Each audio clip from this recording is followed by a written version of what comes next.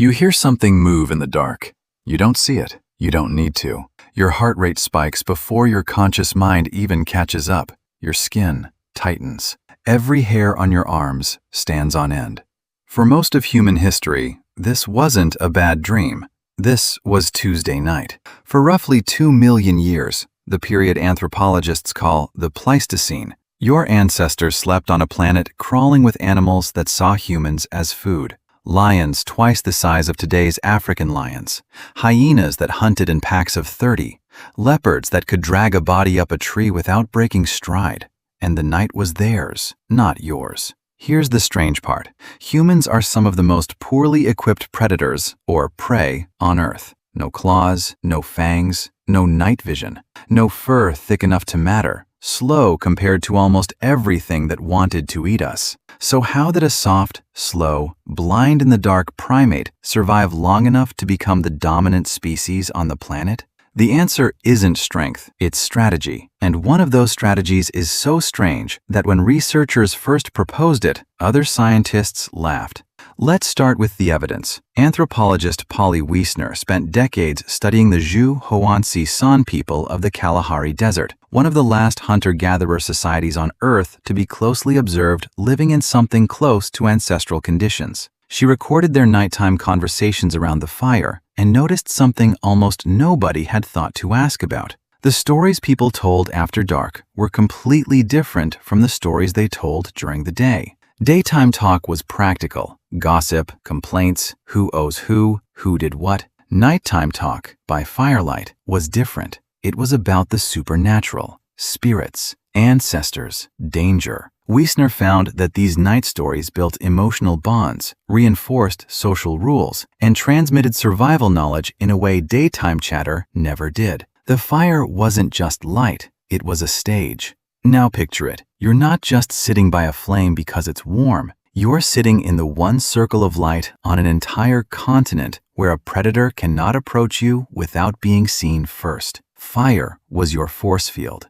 Cooking fires have been confirmed at sites like Wonderwork Cave in South Africa, dating back roughly 1 million years, some of the oldest solid evidence of controlled fire use by early humans. That fire did 2 jobs at once. It cooked food, making more calories available for the energy-hungry human brain, and it pushed back the dark just far enough to make the difference between living and not. But fire alone wasn't the craziest part. Sitting still wasn't either. Here's where it gets strange. Researchers studying the sleep patterns of remote hunter-gatherer groups, including the Hadza of Tanzania and the San, found something that broke almost every assumption modern sleep science had made. Anthropologist Carol Worthman and colleagues observed that in these communities, someone is almost always semi-awake. Not the whole group sleeping deeply at once, a rotating, overlapping watch. People drift in and out of light sleep through the night, naturally,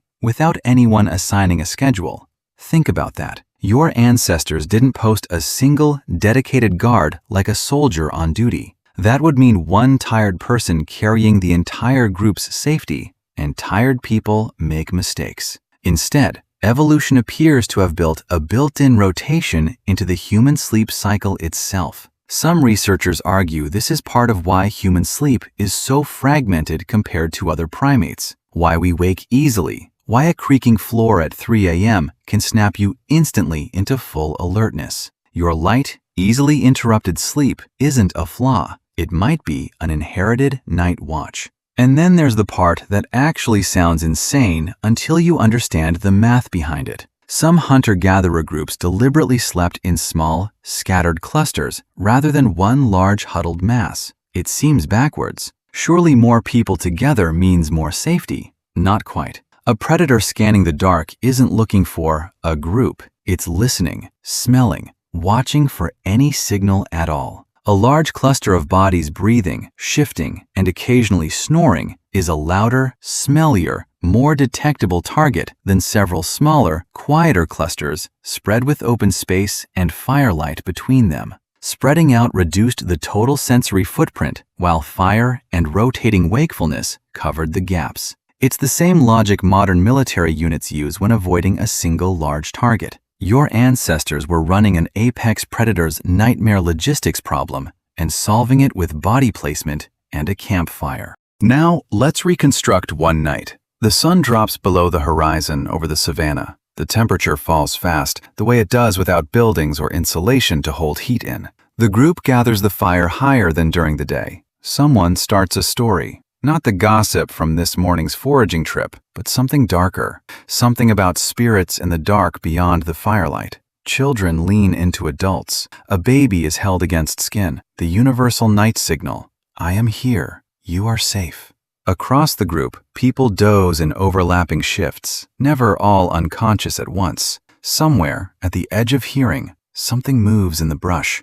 A head lifts. Eyes scan the dark. Nothing else happens. The fire holds. Morning comes. Here's the counterintuitive twist. We tend to imagine ancient humans as constantly under siege, jumping at shadows, barely surviving each night through sheer panic and luck. But the evidence points somewhere calmer and more impressive. This wasn't chaos. It was an engineered system, refined over hundreds of thousands of years, combining fire, social bonding, staggered wakefulness, and spatial awareness into something closer to a finely tuned security protocol than a desperate scramble. The fear wasn't the strategy. The fear was simply the alarm system telling the strategy when to activate. And this is where it gets personal. That tight feeling in your chest when you're alone in an unfamiliar dark room.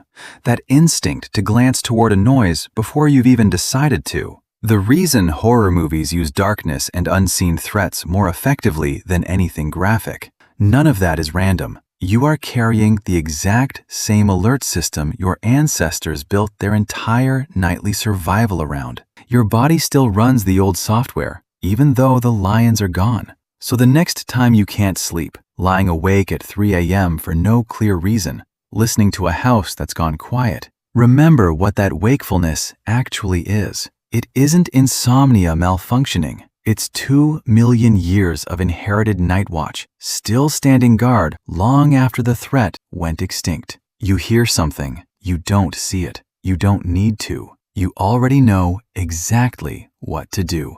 Because your ancestors already did it every single night for longer than civilization has existed.